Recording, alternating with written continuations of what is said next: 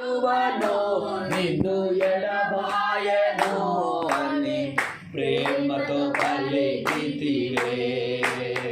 విడువను నిన్ను ఎడబాయను అని ప్రేమతో పలికితివే. హల్లెలూయా హల్లెలూయా హల్లెలూయా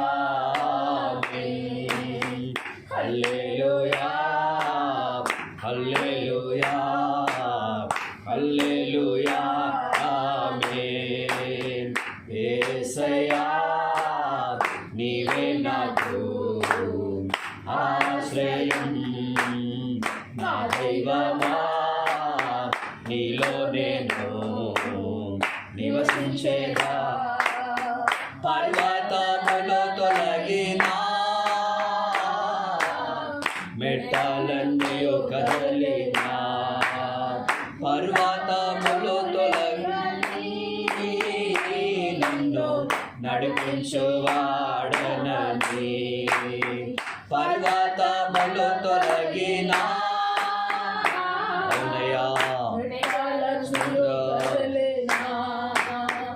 ఉన్నవాడను నేనని నన్ను నడిపించువాడనని. నా కృపా నిన్ను వీడిపోదని ధైర్యపరచితివే.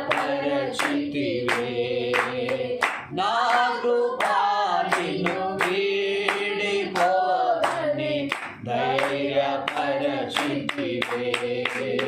హల్లెలూయా హల్లెలూయా హల్లెలూయా ఆమేన్.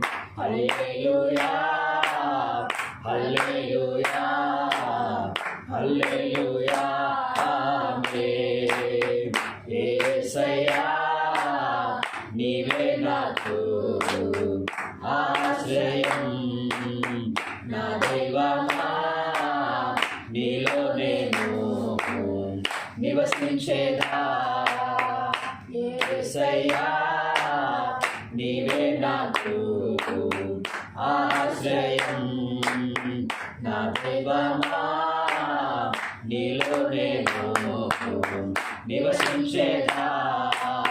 నా ప్రాణమా నిన్నే ప్రేమింతును, నా జీవమా నీతో జీవింతును.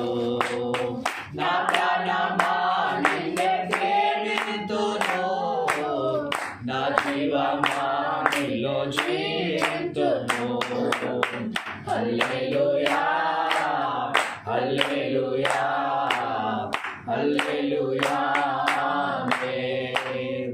హల్లెలూయా హల్లెలూయా హల్లెలూయా ఆమేన్. హల్లెలూయా హల్లెలూయా హల్లెలూయా ఆమేన్. హల్లెలూయా హల్లెలూయా హల్లెలూయా హల్లెలూయా. నామానికి స్తోత్రం కలిగాక కూడా వచ్చిన మీ అందరికీ మన ప్రభువును రక్షకుడైన యేసుక్రీస్తు నామములో శుభాకాంక్షలు తెలియజేస్తున్నాను. రెండు మనం పుస్తకం దేవుని యొక్క వాక్యాన్ని ధ్యానిస్తున్నాం. వాక్యాన్ని నిమిత్తమై రోమి రాసిన పత్రిక 6వ అధ్యాయము 6వ వచనము. ఏమనగా మనమికను పాపమునకు దాసులము కాకుండునట్లు పాప శరీరము నిరర్ధకమగునట్లు మన ప్రాచీన స్వభావము ఆయనతో కూడా సిలువ వేయబడినని ఎరుగుదుము. చాలు. హల్లెలూయా. ఇక మనం చూసినట్లయితే ఏలైనా మనం ఇకను పాపమునకు దాసులము కాకుండునట్లు పాప శరీరము నిరర్ధకము అగునట్లు మన ప్రాచీన స్వభావం ఆయనతో కూడా సిలువ వేయబడినని ఎరుగుదుము అంటున్నారు. అందరు ఇక్కడ నా వైపు చూస్తూ ప్రార్థన వాతావరణంలో జాగ్రత్తగా దేవుని యొక్క వాక్యాన్ని మనం ధ్యానం చేసుకుందాం. ఇక్కడ అపోస్తలుడైన పౌలు గారు సంఘముతో నమ్మి బాప్తిసం తీసుకొని క్రీస్తు సంఘములో క్రీస్తుతో ఐక్యపరచబడిన సంఘముతో మాట్లాడుతున్నారు. ఏలైనగా మనమికను పాపములకు దాసులము కాకుండానట్లు అంటున్నారు. అంటే ఒకప్పుడు వీరందరూ పాపమునకు దాసులు. యోహాను సువార్తలో మనం చూస్తున్నారు, పాపము చే ప్రతివాడు పాపమునకు దాసుడని నేను మీతో నిశ్చయముగా చెప్పుచున్నాను అన్నాడు. ఈ మాట దేవుడు ఎవరితో అంటే తన నమ్మిన యూదులతోనే దేవుడు ఈ మాట అన్నారు. హల్లెలూయా. పాపము చేస్తున్న ప్రతి వాడు మొట్టమొదటిగా పాపమునకు దాసుడు. ఒక వ్యక్తి పాపాన్ని చేస్తున్నాడు అంటే ఆ వ్యక్తి ఎవరు? పాపానికి దాసుడు. అంటే ఇప్పుడు పాపము చేస్తున్న ప్రతి వాడు పాపములకు ఏమై ఉన్నాడు? దాసుడై ఉన్నాడు. అట్లయితే ఒకప్పుడు మనమందరము దాస్యం అనే కాడి కింద ఉన్నవారమే. కులమని, మతమని, లేకుంటే వ్యర్థమైన అనేక అన్య జనముల ఆచారములకు, కుల సంప్రదాయాలకు, మత సంప్రదాయాలకు మనము కట్టుబడి ఉన్నాం. మనుషులకు, మానవ సంబంధమైన అనేక వాటికి మనం ఏమై ఉన్నాము? దాసులమై ఉంటుంది. అట్లయితే ఇక్కడ ఒకప్పుడు ఏ దాసత్వం అయితే ఉన్నామో ఆ దాసత్వం నుండి దేవుడు మనల్ని ఏం చేశారంట? విడుదల పొందిన వారే దేవుని యొక్క సంఘం. అనేకులకు విమోచన క్రయధనముగా అనగా మనల్ని విమోచించడానికి, విడిపించడానికి యేసుక్రీస్తు తన అమూల్యమైన తన నిబంధన రక్తమును మన కొరకు 3 మేకుల మధ్యలో స్తోత్రికనిగా కానీ మన కొరకు కలువరిశిలలో ధారపోశారు. ఎవరైతే ఆ క్రీస్తు యొక్క శిలువ మరణమును విశ్వాసం ఉంచారో ఆ శిలువ మరణ పునరుత్థానం ద్వారా పాప యొక్క సమస్త బంధకములు శిలువ మరణం ద్వారా తెగిపోయినట్టు మనం చూస్తున్నాం. యేసు తన స్తోత్రం, యేసు వాక్యం పెడుతుంది, యేసుక్రీస్తు యొక్క రక్తం ప్రతి పాపమును కడుగును అని మన వాక్యం చదువుతున్నారు. స్తోత్రం. యేసయ్య యొక్క రక్తం ప్రతి పాపమును కడుగును.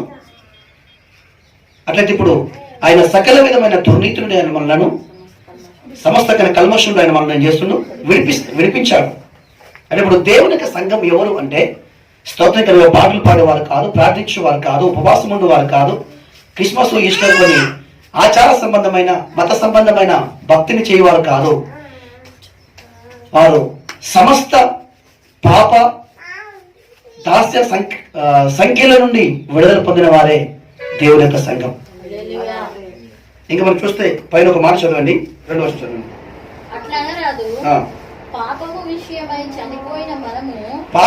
చనిపోయిన మనము ఇక మీదట క్రీస్తు యేసులోనికి బాప్తిసం పొందిన మనమందరము ఆయన మరణంలోనికి బాప్తిసం పొందుతారని మీరు ఎరగరా? అమర్చాలు స్తోత్రం గాక. హల్లెలూయా. క్రీస్తు యేసులోనికి బాప్తిసం పొందిన మీరందరూ ఆయన మరణములో మనం ఏం చేసుకుంటున్నాం? ఇప్పుడు ఆయన మరణములో మనము బాప్తిసము పొందుతారని మీరు ఎరగరా? స్తోత్రం కనుగాక. హల్లెలూయా. కనుక దేవుని యొక్క సంఘం అనగా ఆయన మరణములో పాలు పొందుతున్న వారే, ఆయన మరణ పునరుత్థానములో పాలు పొందుతున్న వారే దేవుని సంఘం. నేను చూస్తే దేవుని సంఘము అంటే స్తోత్రం కనుగాక ఏదో ఒక ఆదివారం 2 గంటలు దేవుని సన్నిధికి వచ్చి కొంచెం పాట పాడి, కొంచెం ప్రార్థన చేసి, కానుక పెట్టి కొంచెం కానుక వేసి, పాస్టర్ గారు చెప్పింది కొంచెం విని స్తోత్రం చెప్పి వెళ్ళిపోయేవారు కాదు. ఆయన మరణములో పాలు పొందినవారు. ఎవరైతే ఆయన మరణములో పాలు పొందడానికి బాప్తిసం తీసుకుంటున్నారో వారు ఆయనతో కూడా పునరుత్థానమందు తిరిగి లేస్తారు. ఆయనతో పాటు మరణించిన వారే ఆయనతో పాటు తిరిగి లేస్తారు. అంటే బాప్తిసం అంటే అర్థం ఏంటి? ఒక మత కార్యక్రమం కాదు, సంఘములో కలిపే కార్యక్రమం కాదు, ఆయన మరణములో పాలు పొందుటయే. ఆయన మరణములో పాలు పొందుటకే మనం ఏం తీసుకుంటున్నాము? బాప్తిసం తీసుకుంటున్నాము. అందుకే పౌలు అంటున్నాడు, మన పాపముల విషయంలో చనిపోయిన మనము ఎలాగో దానిలో జీవిస్తాము. ఒకప్పుడు నువ్వు కులములో ఉంటివి, ఒకప్పుడు నువ్వు మతములో ఉంటివి, ఒకప్పుడు నువ్వు అనేక లోక సంబంధమైన ఆచారణలు నువ్వు ఉంటివి. అవునే కదా? మనం అందరం ఒకప్పుడు ఎలా ఉన్నాం? పాపములకు దాసత్వంలో ఉన్నాం. పాపం అనే దాసం కాడి కింద మనం ఉన్నాం. హల్లెలూయా. ఎందుకంటే యోహాను స్పష్టంగా చెప్తున్నారు, పాపము చేయి ప్రతివాడు పాపమునకు దాసుడు. మనమందరము దేనికి దాసులు? పాపమునకు దాసులు. ఆ పాపము స్తోత్రం కలగాక నేను దాసురాలుగా చేసుకొని దాసునిగా చేసుకొని నేను కులానికి మతానికి అనేక అన్ని జనుల ఆచారాలకు సంప్రదాయాలకు నిన్ను అమ్మివేసింది. నెమ్మది లేక ఈ విధంగా కులానికి మతానికి అనేక ఆచారాలకు పారంపర్యమైన వ్యర్థ ఆచారాలకు వ్యర్థమైన సంప్రదాయాలకు మనం కట్టబడి బానిసలమా ఉంటుంది. కానీ యేసుక్రీస్తు ప్రభువు వారు ఈ లోకానికి వచ్చింది అనగా పాపానికి దాసుడై పాపం యొక్క బంధకుల చేత బంధింపబడిన మానవ జాతిని కొంచెం భక్తియు, కొంచెం ప్రార్థన, కొంచెం భక్తి సంబంధమైన మత సంబంధమైన కొన్ని విషయములు నేర్పించడానికి యేసుక్రీస్తు ఈ లోకానికి రాలేదు. కారణం దాసత్వంలో ఉన్న నీకు ఎన్ని భక్తి నేర్పించినా, ఎన్ని మత కార్యక్రమాలు నేర్పించినా నీకు విడుదల దొరకదు. ఎందుకంటే ఒక మాట చదవండి, అదే యోహాను సువార్త చదివితే మీకు కొంచెం అర్థమవుతుంది. మనం ముందు సాగిపోదాం. యోహాను సువార్త 8వ అధ్యాయం 30వ వచనం. కాబట్టి యేసు తనను నమ్మిన యూదులు. రెండు విషయాలు జాగ్రత్త వినాలి. ఇక్కడ రెండు కనబడుతుంది. ఒకటి యేసుని నమ్మిన వారు, రెండోది వారు యూదులు, అన్యజనులు కాదు. మొదటిది ఎవరు? యేసుని నమ్మిన వారు. రెండోది వారు ఎవరు? యూదులు. అన్యజనులు యేసు నమ్మిన అన్యజనులు కాదు. వీరు యేసుని నమ్మిన యూదులు. యూదులు మనలాగా రోజుకొక దేవుణ్ణి పూజించేవారు కాదు. వారి దేవుడు యెహోవాయే. వారు ఆరాధించది యెహోవా దేవుణ్ణి ఆరాధించువారు. జీవము గల దేవుణ్ణి వారు ఏం చేస్తున్నారు? ఆరాధిస్తున్నారు. వారికి దేవాలయం ఉంది, యాజకులు ఉన్నారు, యాజక ధర్మం వారికి ఉంది, బలి అర్పణలున్నవి, పండగలున్నవి. ఇవన్నీ వారు చేస్తున్నప్పుడు కూడా యూదా మత గ్రంథములు, యూదా మత ప్రవిష్టత కలిగిన వారు. కానీ వీరు కూడా కొందరు యూదుల్లో యేసు నమ్మారు, కొందరు యేసును. కానీ ఇప్పుడు యూదులు కూడా ఎవరు నమ్మారంట? యేసు దేవుడని నమ్ముతున్నారు. ఇప్పుడు యేసు ప్రభు వాళ్ళు ఎవరితో మాట్లాడుతున్నారంటే తనను నమ్మిన యూదులతో. ఎందుకంటే యూదులు యేసు నమ్మరు. యేసు తనకు తాను ఏమైనా బోధించుకున్నాడు? యూదులందరూ, మోషే ప్రవక్తలందరూ ఏ క్రీస్తుని గురించి, ఏ మెస్సయ్య గురించి అయితే ప్రవచించారో ఆ మెస్సయ్యను నేనే అని యేసుక్రీస్తు ప్రకటించుకున్నాడు. ఎక్కడ? సమాజ మందిరంలో. ఒకరోజు విశ్రాంతి దినమందు యేసు సమాజ మందిరంకి వెళ్ళినప్పుడు స్వతంత్ర యెషయా మనకి ఇచ్చారు. ఆ లేఖను చదివిన తర్వాత ఈ లేఖనం ఈరోజు మీ మధ్య నెరవేరింది అని యేసు చెప్పాడు. అందరూ ఆశ్చర్యపోయారు. మీరు ఎదురు చూస్తున్న అబ్రహాము మొదలుకొని మీ పితరులందరూ ఎదురు చూస్తున్న ఆ రక్షణకర్తను, ఆ మెస్సయ్యను నేనే అని స్తోత్రం కలగాక. అంతకు ముందు యేసుక్రీస్తు స్తోత్రం కలగాక దేవాలయానికి వచ్చినప్పుడు ఒక సిమియోను అనే వృద్ధుడు యేసును ఎదుగో రక్షకుడు నేను కళ్ళారా చూచితిని అన్నాడు. ఆయన ఎవరు పట్టించుకోలేదు. ఆ తర్వాత స్తోత్రం కలగాక ఒక విధవరాలు, ఒక వృద్ధులైన విధవరాలు చెప్పింది స్తోత్రం కలగ ఎదుగో నేను మెస్సయ్యను కళ్ళారా చూచానని చెప్పారు. ఆయన ఎవరు పట్టించుకోలేదు. ఇప్పుడు యేసు తానే స్పష్టంగా చెప్పుకుంటున్నాడు, ఇదిగో ఆ మెస్సయ్యను నేనే. అప్పుడు అందరికీ ఇతడు దేవదూషణ చేస్తున్నాడు అని ఏ దేవుని మీద కోపం వచ్చి ఆ స్తోత్రంగా అక్కడ నుండి పడదోయ దేవుడు చూశారు. అప్పుడు యేసు క్రీస్తు తప్పించుకొని పారిపోయినట్టు మనం చూస్తున్నాం. హల్లెలూయా. అది ఇప్పుడు దేవుడు యేసుక్రీస్తు ప్రభుల వారు ప్రవక్తలు ఘోషించినట్టుగా, మీ ప్రవక్తలు ప్రవచించినట్టుగా, మోషే ప్రవచించినట్టుగా స్తోత్రంగా గాక. హల్లెలూయా. స్తోత్రంగా గాక. దావీదు కుమారుడైన మెస్సయ్య లోకరక్షకుడు నేనే అని ప్రకటించుకున్నప్పుడు వారు యేసును నమ్మలేదు. కానీ ఇప్పుడు కొందరు యూదులు మాత్రం ఎవరు నమ్ముతున్నారు? యేసును నమ్ముతున్నారంట. ఇప్పుడు యేసును నమ్మిన యూదులు వీరు. అంటే టోటల్ గా అన్ని చోట్ల ఎలాంటి సంబంధం లేదు. ఇప్పుడు వీరు ఆరాధించిన ఎవరికి? యెహోవా దేవుణ్ణి. ఇప్పుడు మోషే ద్వారా వీరికి ఇచ్చిన ధర్మశాస్త్రం కూడా వీరికి ఉంది. జెరుబాబెలు ద్వారా కట్టబడిన దేవాలయం కూడా వీరికి ఉంది.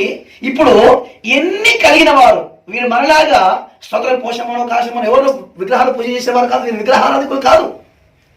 అంతేకాకుండా విగ్రహాలకు సంబంధించిన బలి అర్పణలు చేసేవారు కాదు. వీరు జీవము గల దేవుణ్ణి ఆరాధించు స్థలము కలిగిన వారు, జీవము గల దేవుణ్ణి స్తోత్రము నామాన్ని స్మరిస్తున్న వారు ఈ యోధులు.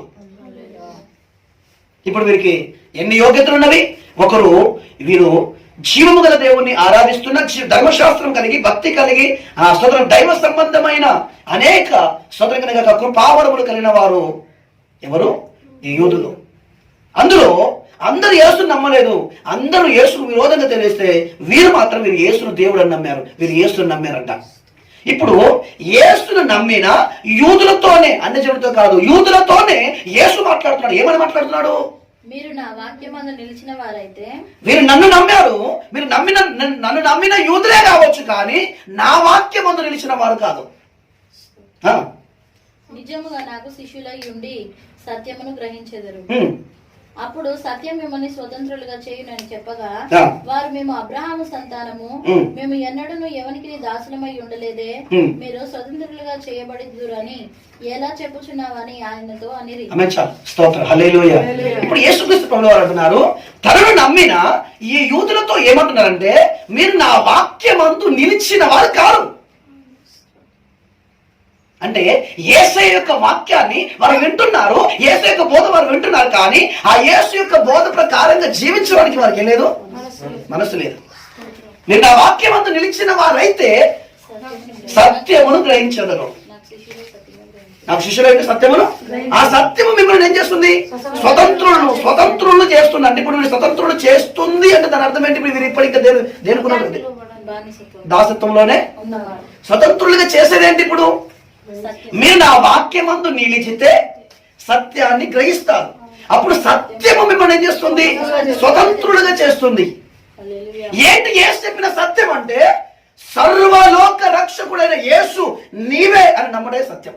అంటే దాని అర్థం ఏంటంటే, ఈ యేసే సత్యం అని నమ్మాలి. హల్లెలూయా, హల్లెలూయా. కనుక మనం చూస్తే ఇప్పుడు వారు ఏం చేస్తలేరు? దేవుని యొక్క వాక్యమందు వారు నిలిచిన వారు కారు, కనుక వారు సత్యమును గ్రహించట్లేదు. కనుక ఇప్పుడు సత్యం వారిని ఏం చేయట్లేదు? స్వతంత్రులుగా చేయలేదు. ఇప్పుడు స్వతంత్రత ఎవరికి కావాలి? బంధింపబడిన వారికే విడుదల కావాలి. దాస్యములో ఉన్న వారికే స్వతంత్రత కావాలి. హల్లెలూయా. ఒకప్పుడు మన భారతదేశము ఆంగ్లేయుల చేత మనము దాసత్వంలో ఉంటుంది, దాసులుగా ఉంటుంది. ఈస్ట్ ఇండియా కంపెనీ స్వతంత్రంగా కనగా బ్రిటిష్ ప్రభుత్వం మన భారతదేశమును వెళ్ళింది. కానీ మన వారందరూ మాకు స్వాతంత్రం కావాలి అని వారు ఏం చేస్తారు? బ్రిటిషులతో వారు యుద్ధము చేశారు. ఉప్పు సత్యాగ్రహం అని రకరకాల స్వతంత్రంగా వారు ఆంగ్లేయులతో వారు పోరాటం చేసి వారి మన దేశానికి మనకి ఏమొచ్చింది అంటే, అంతకు ముందు మనకు స్వాతంత్రము లేదు. మనమందరము ఆంగ్లేయులకు బానిసలుగా ఉన్నాం. అనగా ఆంగ్లేయులు అనగా బ్రిటిష్ ప్రభుత్వము, బ్రిటిషులు, ఆంగ్లేయులు మన భారతదేశమును ప్రజలందరినీ వారు పరిపాలిస్తుంటే వారు ఏం చెప్తే అది చేయాలి. వారి యొక్క అధికారం కింద మనమందరము మన దేశం ఉండే. కానీ స్వతంత్రం మన పితరులైన కొందరు స్వతంత్రంగా పోరాటం చేసి మన భారతదేశానికి ఏమిచ్చారు? స్వాతంత్రం ఇచ్చారు. అంటే ఇప్పుడు వీరు యూదులైనప్పటికీ, వీరు యేసును నమ్మినప్పటికీ, వీరికి దేవాలయం ఉన్నప్పటికీ, భక్తి ఉన్నప్పటికీ, యాచకులు ఉన్నప్పటికీ, ప్రవక్తలు ఉన్నప్పటికీ, వీరు ఇప్పటికీ వాక్యం చెప్తుంది, వీరు ఇంకా దాసులే. హల్లెలూయా. ఈరోజు చాలా మందికి నాకు సంఘం ఉంది, నాకు సేవకులు ఉన్నారు, భక్తి ఉంది, బాప్తిసం ఉందని అనేకులు గర్విస్తున్నారు. కానీ నిజంగా నీ వ్యక్తిగత జీవితంలో నీ ఆత్మకు ఒక స్వాతంత్రం ఉందా? చూస్తే బయటికి చూడడానికి ఇప్పుడు నీకు కులము, మతము, అనేక అన్ని జన సంప్రదాయాలు నీ మీద దాసులుగా లేకుండొచ్చు, కానీ నీ శరీరము ఇప్పటికీ నీ ఆత్మను బానిసగా చేసుకొని నీ ఆత్మను ఏలుతున్న శక్తి నీ శరీరమే. దేవుని యొక్క వాక్యము, పరిశుద్ధాత్మ శక్తి నీలో ఉన్న ఆత్మ నీతో మాట్లాడినా కూడా దాన్ని వినకుండా నీ శరీరం యొక్క కోరికలు, నీ మనసులో ఉన్న కోరికలు నెరవేర్చుకోవడానికే నువ్వు రాత్రి మొదలు ప్రయాసపడుతున్నావు. హల్లెలూయా, హల్లెలూయా. ఇంకా నీ దాసత్వంలోనే ఉన్నా. దేవుడి మమ్మల్ని తెచ్చింది కాక. హల్లెలూయా. వారు అంటున్నారు మేము యూదులము. మరి నాతో గారు యేసుతో అంటున్నారు మేము యూదులము, మేము అబ్రహాము సంతానము. ఈ రోజుల్లో చాలా మంది మేము బాప్తిసం తీసుకున్నాం, నేను మాకు సంఘం ఉంది, పరిచయం ఉంది, మంచిది. నీ వ్యక్తిగత జీవితంలో నీ ఆత్మకు స్వాతంత్రం ఉందా? నీ ఆత్మలో ప్రార్థించగలుగుతున్నావా? నీ ఆత్మలో నెమ్మది ఉందా? నీ ఆత్మలో దేవుడితో సహవాసం ఉందా?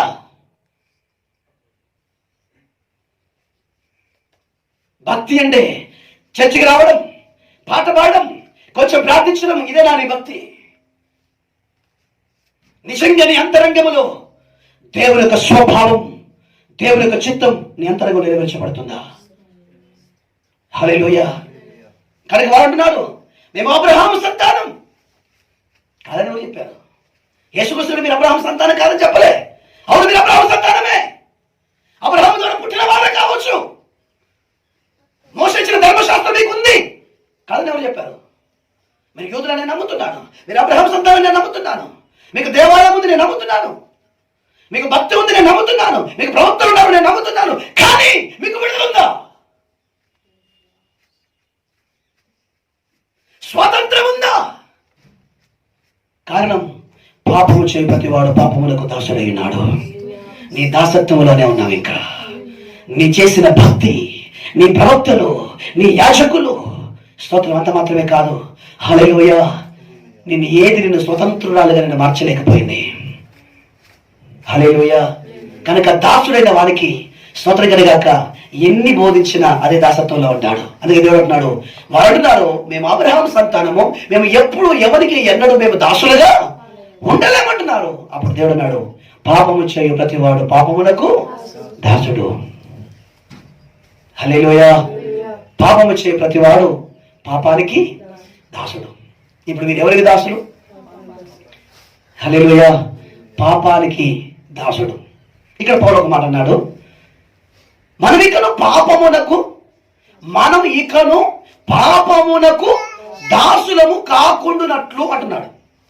జాగ్రత్త వినాలి. హల్లెలూయా. ఇప్పుడు ఒకప్పుడు మనం అందరము పాపానికి, కులానికి, మతానికి, విగ్రహారాధనకు, కుల సంబంధమైన, మత సంబంధమైన అనేక వ్యర్థ ఆచారాలకు, సంప్రదాయాలకు, మనము కులకట్లకు బంధింపబడిన వారం. ఇప్పుడు ఎప్పుడైతే మనము రక్షణ సువార్త, శిలువ సువార్త, క్రీస్తు జనన మరణ పునరుత్థానం గురించిన రక్షణ సువార్త మనకు వినబడిందో, అప్పుడు మనం యేసయ్యకు మన జీవితాన్ని మనం ఏం చేసుకున్నాం? అప్పగించుకున్నాం. ప్రభువా, ఇక నుండి నా జీవితంలో నీ చిత్తమే జరుగునుగాక. ఇక నుండి నా పాపముల విషయమే నేను చనిపోతాను, నా విషయమే నేను చనిపోతాను, ఇక నుండి నేను ప్రభు కొరకే జీవిస్తాను అని మన జీవితాన్ని ప్రభుకు సమర్పించుకున్నాం. హల్లెలూయా. ఇప్పుడు మనము మన కొరకు కాదు, మనము పాపము కొరకు కాదు, మనల్ని ప్రేమించి మన కొరకు తిరిగి లేచిన క్రీస్తు కొరకు నేను జీవిస్తాను అని మనం అందరం ఏం చేసుకున్నాం? తీర్మానం తీసుకొని ఆయన మరణములో పాలు పొందాము. బాప్తిసం అంటే అర్థం ఏంటి? ఆయన మరణములో పాలు పొందుటయే బాప్తిసము. హల్లెలూయా. క్రీస్తు యొక్క మరణములో పాలు పొందుటయే బాప్తిసము అని పౌలు గారు ఇక్కడ చెప్తున్నారు. అట్లయితే ఇప్పుడు ఒకసారి క్రీస్తు యేసులోనికి బాప్తిసం పొందిన మీరందరూ స్తోత్రం కలగాక ఆయన మరణములో మీరు పొందారు, ఇప్పుడు పాలు పొందారు. హల్లెలూయా. పాపముల విషయమై చనిపోయిన మీరు ఎలాగూ పాపములో జీవిస్తారు? హల్లెలూయా. ఇప్పుడు నేను చనిపోయాను అనుకోండి, నేను చనిపోయిన తర్వాత స్తోత్రం కలగాక నేను ఎలాగూ నా వ్యక్తిగత జీవితాన్ని, నా కుటుంబ జీవితాన్ని ఎలా కొనసాగించగలను? కొనసాగించలేదు కదా. హల్లెలూయా.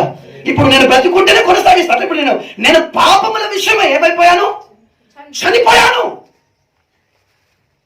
నిజంగా నేను పాపముల విషయం చనిపోయావా? బాప్తిసం అంటే అర్థం ఏంటి? అవును, నేను పాపి, నాలో జన్మ కర్మ పాపం ఉంది. అయ్యో పౌలు అంటున్నాడు, ఏమో నిద్ర వస్తుందా?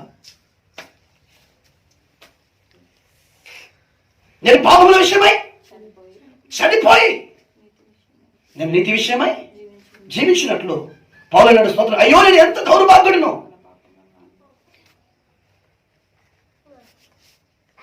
మనమందరము పాపులమే.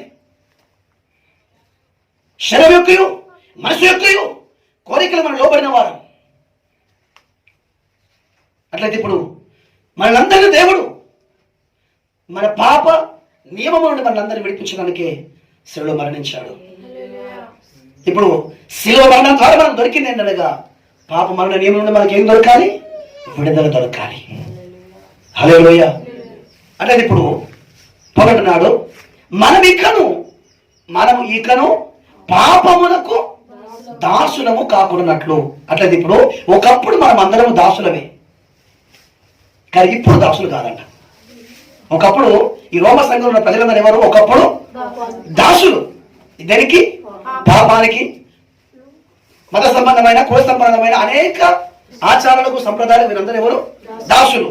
కానీ ఇప్పుడు యేసుక్రీస్తు ప్రభుల వారు ఎవరైతే మన విశ్వాసం ఉంచారో ఆ విశ్వాసంలో కర్త అయిన యేసుక్రీస్తు ప్రభుల వారు వారిని ఏం చేశాడు? దాస్యం అనే కాడి నుండి, ఆ దాసత్వం నుండి దేవుడు వారిని ఏం చేశాడు? విడిపించాడు. ఒకసారి విడుదల పొందిన వీరు, పాపముల విషయమే చనిపోయిన వీరు మళ్ళీ స్తోత్రం కలగాక పాపములకు తిరిగి మళ్ళా దాసులై అవకాశం ఉంది అని హెచ్చరిస్తున్నాడు. హల్లెలూయా, హల్లెలూయా. అంటే ఇప్పుడు ఎందుకుంది అనే విషయం చెప్తున్నాను. మనం ఈకను అనగా మన ముందున్న విశ్వాస జీవితంలో, మన ముందున్న విశ్వాస పొడవాటి యాత్రలో మనం ఈకను పాపమునకు మళ్ళీ తిరిగి దాసులము కాకుండానట్లుగా ఒక పని చేయాలి. బాప్తిజం తీసుకునే సరిపోదు, పాట పాడితే సరిపోదు, గుడికి వస్తే సరిపోదు. ఒక్కటి నీలో ఉంది, దాన్ని చంపాలి. దాన్ని నువ్వు చంపకపోతే అది నిన్ను చంపుతుంది. హల్లెలూయా, హల్లెలూయా, హల్లెలూయా. అది నీలో ఉంది. మనం ఇకను పాపమునకు దాసులము కాకుండానట్లుగా ఒక పని చేయాలి.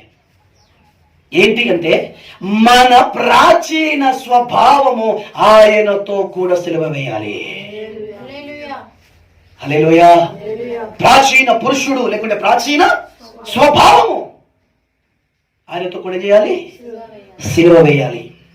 అంటే ఇప్పుడు ఒకవేళ ఆ ప్రాచీన పురుషుడు, ఆ ప్రాచీన స్వభావము సిలువ వేయబడకపోతే అది నిన్ను తిరిగి మళ్ళీ పాపమునకు దాసుడుగా నిన్ను మారుస్తుంది.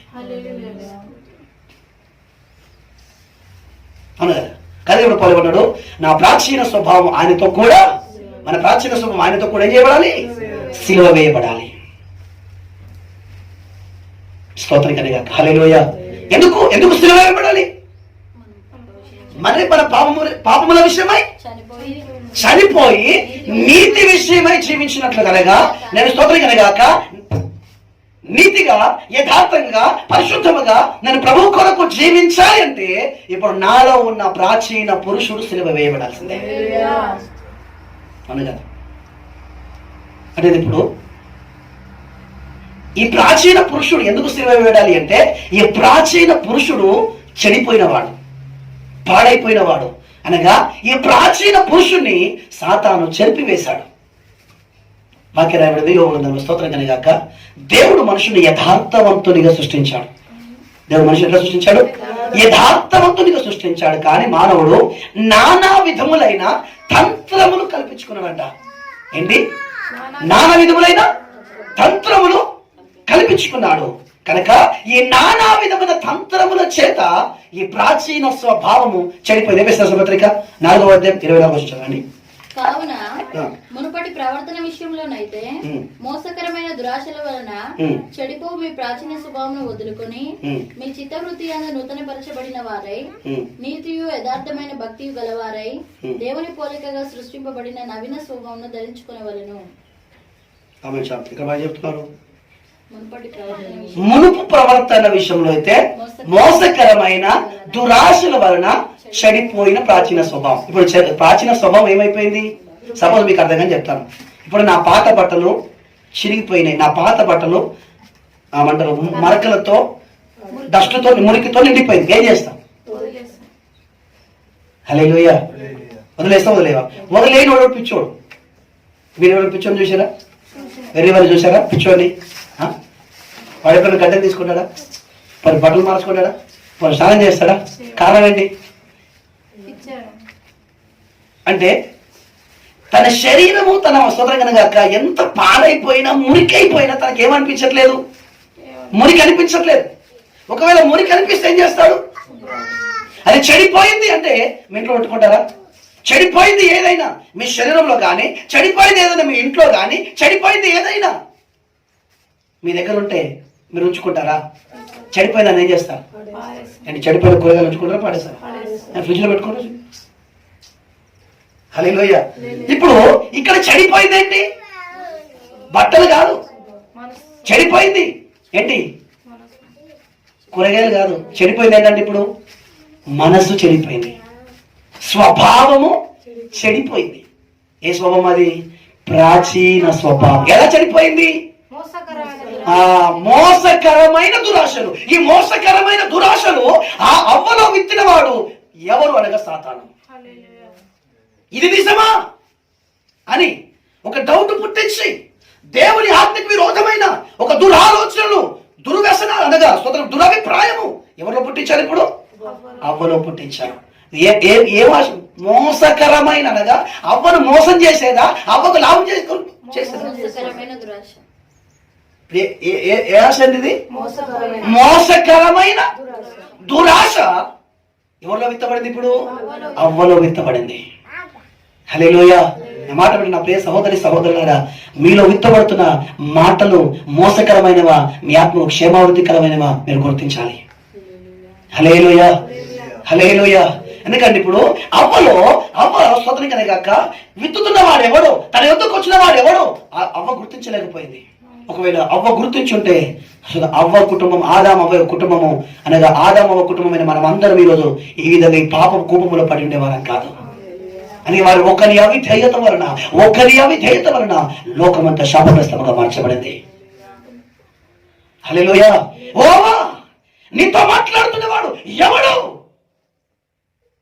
ఒకసారి నువ్వు గుర్తించావా? కానీ అవ్వ ఏం చేయలేకపోయింది, గుర్తించలేకపోయింది.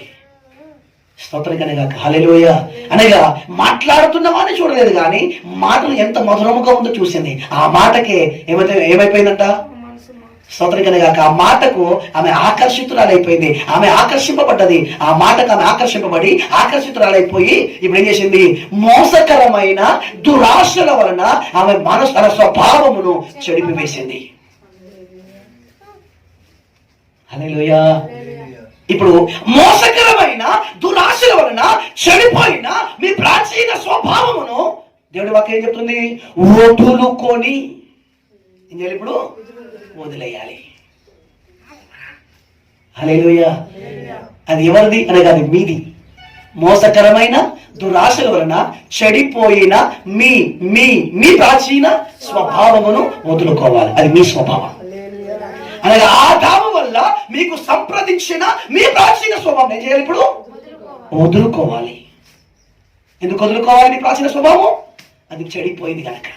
ఇంకా చదవండి, యోహాను సువార్త 8:44 చదవండి. 44 చదవండి. 8:44. మీరు మీ తండ్రి యొక్క అపవాది సంబంధులు, మీ తండ్రి దురాశను నెరవేర్చగోరుచున్నారు. మీరు మీ తండ్రి యొక్క అపవాది సంబంధులు, మీ తండ్రి దురాశను నెరవేర్చగోరుచున్నారు. ఏం చేసుకోబోతున్నారంటే వీళ్ళు? ఏం నెరవేర్చగోరుతున్నారు? మీ తండ్రి అయిన అపవాది యొక్క దురాశలు. ఇప్పుడు ఈ దురాశలు ఎవరివి? అపవాది నుండి ఇప్పుడు ఎవరికి వచ్చినవి? అవ్వకు వచ్చినాయి. అవ్వ నుండి ఎవరికి వచ్చినాయి? ఇప్పుడు ఆదాముకు. వీళ్ళందరి ద్వారా వారి ద్వారా ఇప్పుడు మనందరికీ వచ్చినాయి. ఇప్పుడు స్తోత్రం కనుక మీరు మీ తండ్రి అపవాది సంబంధులు. ఇప్పుడు సంబంధం ఎలా ఏర్పరచండి? అపవాదికి మనకు ఒకప్పుడు అపవాదికి మనకు ఎలాంటి సంబంధం? అపవాదికి అవ్వకు ఎలాంటి సంబంధం లేదు. ఇప్పుడు అవ్వకు అపవాదికి ఎలాంటి సంబంధం ఏర్పరచబడింది అనగా స్తోత్రం కనుక తండ్రి కుమార్తె సంబంధం ఏర్పరచబడింది. ఎందుకు తండ్రి కుమార్తె సంబంధం ఏర్పరచబడింది అంటే అపవాది యొక్క స్వభావమైన అపవాది క్రియలైన దురాశలు అనే విత్తనమును, దురాశలు అనే బీజము ఇప్పుడు అవ్వలో విత్తాడు. హల్లెలూయా. కనుక ఇప్పుడు స్తోత్రం కనుగాక ఏ కుమార్తెలు ఏం చేస్తారు? ఇప్పుడు కుమార్తెలు ఏం చేస్తారండి? కుమారులు ఏం చేస్తారండి? ఇప్పుడు మీరు మీ తండ్రి అపవాది సంబంధం. తండ్రి అయితే ఇప్పుడు వీళ్ళెవరు? కుమారుడు. మీరు మీ తండ్రి అపవాది సంబంధులు, దాని యొక్క దురాశలు నెరవేర్చగోరుచున్నారు. ఇప్పుడు వాడు ఏం చెప్తే వారి దురాశలు ఏం చేస్తున్నారు? నెరవేర్చగోరుచున్నారు. చదవండి దగ్గరికి. ఆది నుండి ఇప్పుడు నుండి కాదు, ఆది నుండి వాడు నరహంతకుడై ఉండి. ఎవడాడు? నరహంతకుడు. నరహంతకుడైండి సత్యమందు నరహంతకుడై ఉండి సత్యమందు నిలిచిన వాడు కాడు. వాని యందు సత్యమే లేదు. వాని యందు సత్యమే లేదు. వాడు అబద్ధమాడినప్పుడు తన స్వభావమును అనుసరించియే మాటలాడును. వాడు అబద్ధికుడును అబద్ధమునప్పుడు జనకుడనై ఉన్నాడు. నేను సత్యమును చెప్పుచున్నాను గనుక మీరు నన్ను నమ్మరు. హల్లెలూయా. దేవుడు అబద్ధమాడినప్పుడు వాడు అబద్ధమాడినప్పుడు ఎట్లా అబద్ధం ఆడుతున్నాడ? స్వాభావికముగానే వాడు అబద్ధం ఆడుతున్నాడు. వినాలి ఇక్కడ జాగ్రత్త. హల్లెలూయా, హల్లెలూయా. ఇప్పుడు ఈ స్వభావము, ఇప్పుడు అబద్ధం ఆడేవాడు దురాశ నెరవేర్చువాడు ఎట్లా నెరవేరుస్తున్నాడు? స్వభావంలోనే ఇప్పుడు ఏముంది? అబద్ధం ఉంది. ఇప్పుడు ఆ స్వభావ సిద్ధంగానే స్వభావ సిద్ధంగానే వాడు ఏం చేస్తున్నాడు? అబద్ధం పడుతున్నాడు. ఎవడు వీడు? సాతాను. హల్లెలూయా. కానీ ఇప్పుడు చూస్తే మోసకరమైన దురాశ వలన మన స్వభావం ఏమైపోయింది? ఇప్పుడు మన స్వభావము చెడిపోయింది. హల్లెలూయా, హల్లెలూయా.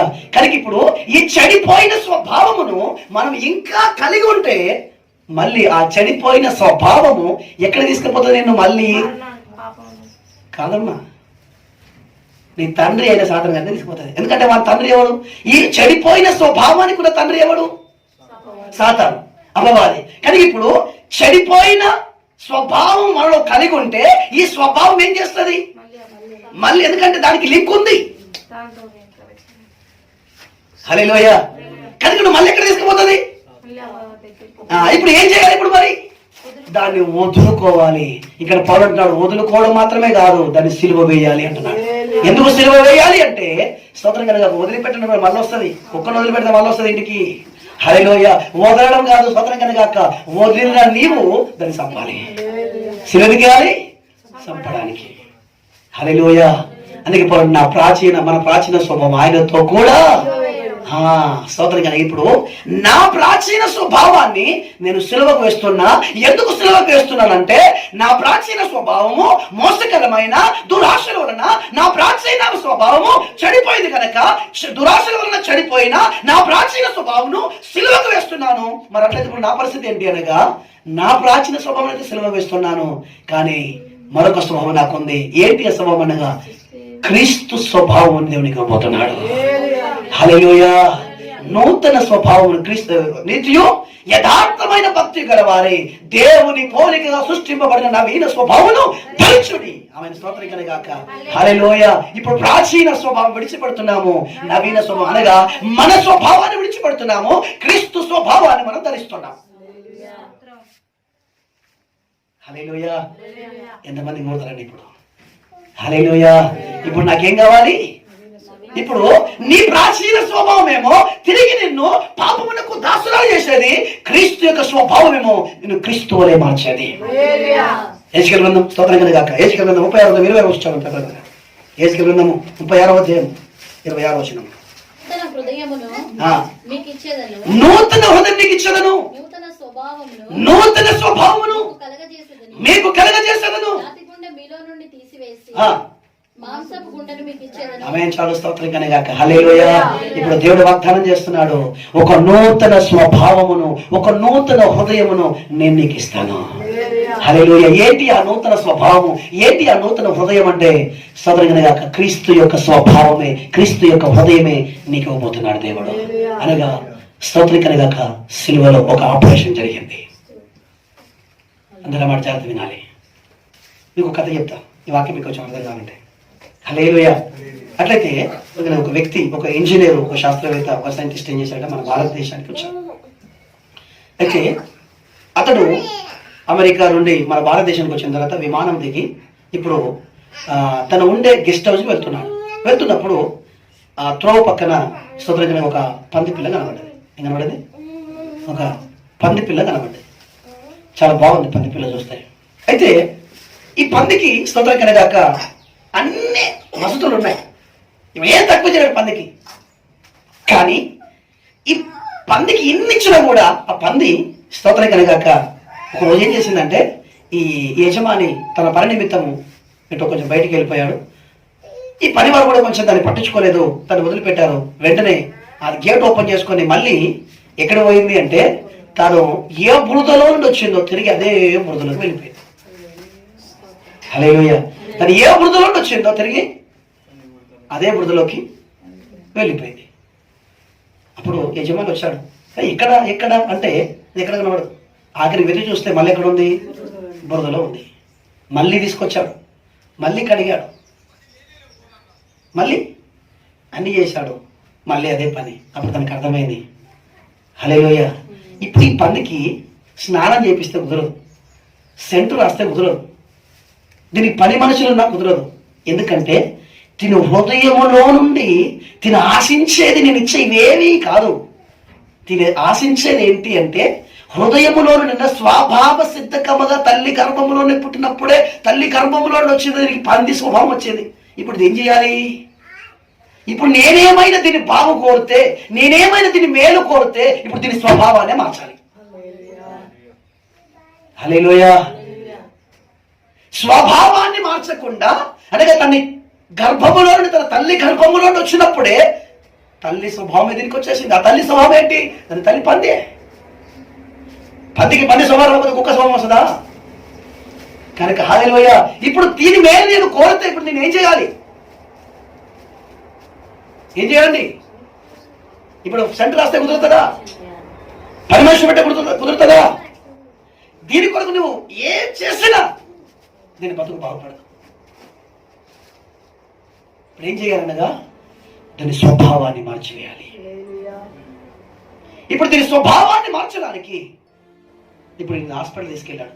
అయ్యా, ఈ పని అంటే నాకు చాలా ఇష్టం, దీనిని ప్రేమిస్తున్నా. ఎందుకు ప్రేమిస్తున్నా నాకే తెలియదు. నాకు దాన్ని చూడగలగా నాకు మనసు పడ్డది. అంతే, దాన్ని అందరూ కుక్కలు పెంచుకుంటారు, దాన్ని దేంతో పెంచుకోవడం లాగా నా మనసు దీని మీద పడ్డది. ఇప్పుడు దీన్ని ఎట్లయినా నేను బాగు చేయాలనుకుంటున్నా. ఇది బతుకుతున్న బతుకు, అది ఏమైంది అని దీనికి 100 సార్లు చెప్పినా కూడా అది వినట్లేదు. ఇది విడిచిపెట్టే మనసు లేదు. మరి దీన్ని ఎట్లయినా బాగు చేయాలి. ఏం చేయాలి ఇప్పుడు? అప్పుడు హాస్పిటల్ డాక్టర్ దగ్గర తిన్నాడు. అయ్యా, ఒక పని చేయాలి. ఏంటి అనగా దీన్ని ఆపరేషన్ చేయాలి. అనగా ఈ పందికి బదులుగా వేరే వారు మరణించాలి. అంటే దాని అర్థం ఏంటి? ఈ పంది స్వభావము తీసివేసి, ఈ పంది హృదయాన్ని తీసివేసి, గొర్రె అనగా నీవు ఎవరి స్వభావం, ఎవరి వల్ల ఈ పంది ఉండగోరుతుందో అనుకుంటున్నావో వారి గుండెను వీరిలో పెట్టాలి. హల్లెలూయా, హల్లెలూయా. ఇప్పుడు స్తోత్రం కలగాక ఇప్పుడు ఈ యజమాని గొర్రె కొరకు వెతుకుతున్నాడు. అలాగే ఇప్పుడు ఈ పంది నా గొర్రె వలె మారాలి అంటే ఇప్పుడు ఒక గొర్రె కావాలి. గొర్రె కొరకు వెతికినప్పుడు ఆ గొర్రె దొరకగానే గొర్రె తీసుకొచ్చి, హల్లెలూయా, గొర్రెను కోసి ఆ గొర్రె గుండెను తీసి, ఆ గొర్రె హృదయాన్ని తీసి, ఆ గొర్రె స్వభావాన్ని తీసి ఇప్పుడు ఏం చేశాడు? పంది కూడా ఆపరేషన్ చేసి ఈ పంది గుండెను తీసి పడేశాడు. ఈ పంది హృదయాన్ని తీసి పడేశాడు. పంది స్వభావాన్ని తీసి పడేసి గొర్రె స్వభావాన్ని, ఆ గొర్రె గుండెను, ఆ గొర్రె హృదయాన్ని ఈ పంది గమనించాడు. స్తోత్రం గాక. హల్లెలూయా, హల్లెలూయా. ఇప్పుడు శరీరం అదే, శరీరం పంది శరీరమే, కానీ స్వభావం మారిపోయింది. హల్లెలూయా, స్వభావం మారిపోయింది. ఇప్పుడు ఆ గొర్రె మీరు విడిచిపెట్టండి. ఆ గొర్రె గుండె కలిగిన, గొర్రె స్వభావం కలిగిన, గొర్రె హృదయం కలిగిన ఈ పంది శరీరం కలిగిన దాన్ని విడిచిపెట్టిన కూడా తిరిగి బురదలో పోవట్లేదు. కారణం ఏంటి? స్వభావం మారింది. స్తోత్రం కనుక మనమందరము పాపము చేసి దేవుడి నుంచి మహిమను పొందలేకపోతున్నాం. నిజంగా చూడండి, మానవుడు పాపానికి తొందరగా ఆకర్షింపబడతాడు. అబద్ధానికి, మోసానికి, దుర్వ్యసనాలకు, పాప సంబంధమైన వాటికి, చీకటి సంబంధమైన వాటికి మానవుడు తొందరగా ఆకర్షింపబడతాడు. కానీ మన హృదయాన్ని చింపుకొని నేను ప్రసంగించిన సత్యాన్ని చెప్పినా కూడా నమ్మరండి. నేను కాదు, ప్రభు అయిన యేసుక్రీస్తు సాక్షాత్తు సర్వ సృష్టిని సృష్టించిన సృష్టికర్త అయిన దేవుడు ప్రసంగం చేస్తే కూడా మానవుడు నమ్మలేదు, యేసును కోపపడ్డారు. అవునా కదా? ఈరోజు పాపాన్ని వేలాది మంది ప్రేమిస్తున్నారు, కానీ నీతిని ప్రేమించేవాడు ఒక్కడు లేడు. ఎన్నో మతాలున్నవి, ఎందరో మత నాయకులు ఉన్నారు. అందరి మత నాయకులనే చెప్తున్నారు ఏంటి? దుష్ట శిక్షణ, శిష్ట రక్షణ.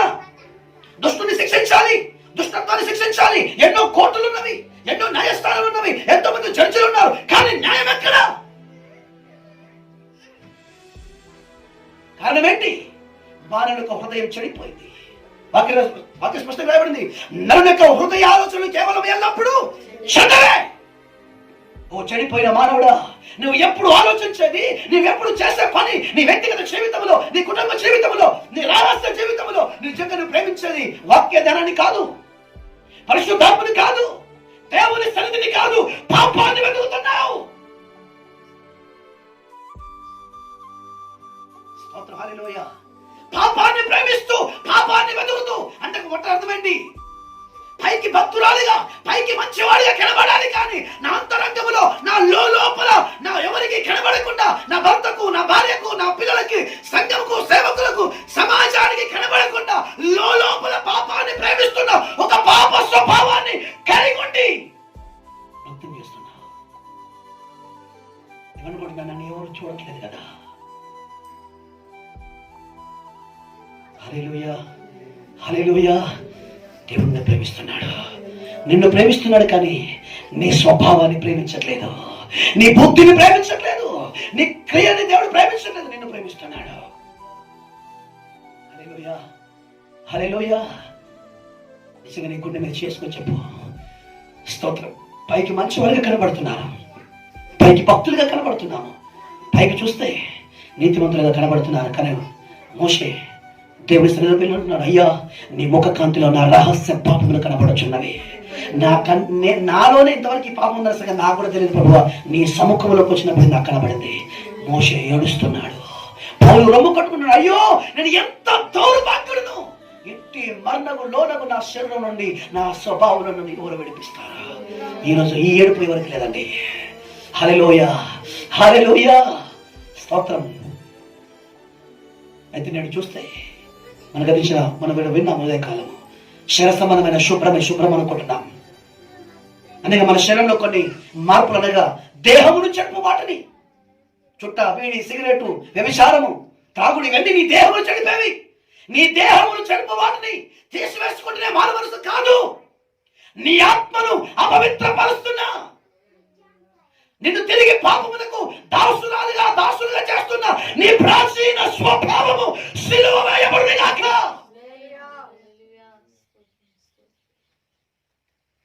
ఇక్కడికి ఎందుకు రావాలి తెలుసా? పాడడానికో ప్రార్థించడానికి కాదు, ఆపరేషన్ జరగాలి ఇక్కడ. నీ రాత్రి గుండ తీసివేయబడి క్రీస్తు యొక్క హృదయమును దేవుడు అమర్చడానికే ఈ సంగమన తోటలో నిన్ను నాటాడు. ఈ ఆపరేషన్ లో సంపూర్ణంగా సమర్పించిన వాడు నీ స్వభావం తీసివేసిబడి క్రీస్తు యొక్క స్వభావమును నీకు అనుగ్రహించుటకే ఈ పరిచర్య. నీకు భక్తియు, ప్రార్థనయు, కొన్ని మత కార్యక్రమం ఇవ్వడానికి కాదు.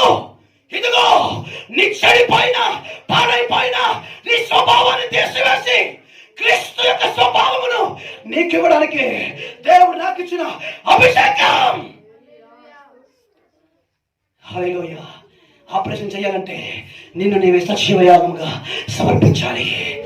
హల్లెలూయా, హల్లెలూయా, హల్లెలూయా. స్తోత్రం. అందరూ కాదు, నాకు క్రీస్తు స్వభావం కావాలి. హల్లెలూయా, హల్లెలూయా. నాకు క్రీస్తు స్వభావం కావాలి. ఎంతమంది ఇష్టపడుతున్నారు? నాకు సంఘం కాదు. ఓ స్తోత్రగాక. హల్లెలూయా. స్తోత్రం. కొంచెం భక్తి, కొంచెం పాట, కొంచెం ప్రార్థన, ఇది కావాలనుకుంటే లోకంలో చాలా మంది వెళ్ళిపో. హల్లెలూయా. లేదు లేదు, పంది అయిన నేను, పాపి అయిన నేను, పాప స్వభావంలో నేను క్రీస్తు వలె మార్చబడాలి. హల్లెలూయా, హల్లెలూయా.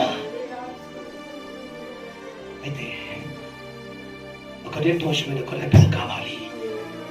ఎవరు కాదు. అయ్యో, దేవుడు తన స్వరూపమందు తన పోలిక చొప్పున మానవ సృష్టించాడు, కానీ మానవ నాన్న విధమైన తంత్రములు కల్పించుకొని స్తోత్రగానే గాక చెడిపబడి నిత్య నరకము అగ్నిగుండములకు వెళ్ళిపోతున్నాడు. అయితే ఈ పందికి ఎన్నిచ్చినా పరిశుద్ధుడు కాలేకపోయాడు. పరిశుద్ధుడు కాలేకపోయాడు. యెషయా రాబడింది, నా నిత్యం ఎవరు వెళ్ళెదరు, నేను ఎవరిని పంపించను అని స్తోత్రకరిగాక దేవుడు సముఖంలో సమాజం స్తోత్రకరిగాక సవాలు విసిరినప్పుడు తన అద్వితీయ కుమారుడైన యేసుక్రీస్తు హల్లెలూయా హల్లెలూయా నరావతారిగా ఈ లోకానికి అవతరించాడు. హల్లెలూయా. ఒక పాప శరీరం ఆకారం ధరించుకొని ఈ లోకానికి వచ్చాడు. కారణం ఏంటో తెలుసా? ఓ స్తోత్రకరిగాక హల్లెలూయా హల్లెలూయా. కలవరిస్త్రీలో ఆపరేషన్ జరుగుతుంది. కలవరిస్త్రీలో ఆపరేషన్ జరుగుతుంది. హల్లెలూయా.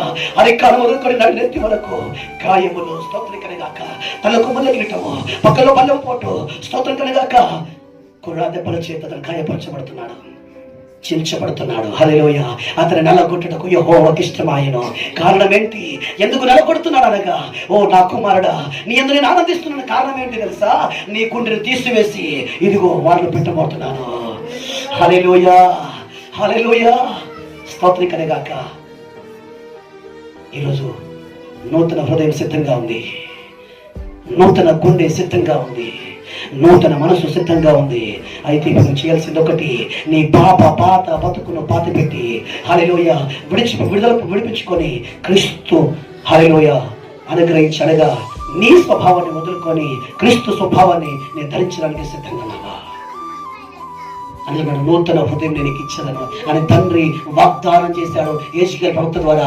ఆ వాగ్దానం చేయబడిన స్తోత్రకరిగాక వాగ్దానం చేసినట్టుగా యేసు అతని అద్వితీయ కుమారుడు యేసుక్రీస్తును ఈ లోకానికి పంపించాడు. హల్లెలూయా హల్లెలూయా. ఇప్పుడు స్తోత్రకరిగాక ఏం జరగాలి అనగా, ఇదిగో నీ కొరకు అందుకే ప్రయాసపడి పాప భారాన్ని మోసుకొని పోతున్న సమస్త జనులారా కమెంట్ నా దగ్గర రండి, నా దగ్గర రండి. ఇదిగో మీ కొరకు సిద్ధంగా ఉంది. ఏంటి? నా స్వభావం నీకు ఇచ్చదను, నా హృదయాన్ని నీకు ఇస్తాను. హల్లెలూయా హల్లెలూయా. ఈ ఉదయకాలం ఎంతమంది ఇష్టపడుతున్నారు? క్రీస్తు హృదయం నాకు కావాలి. హల్లెలూయా.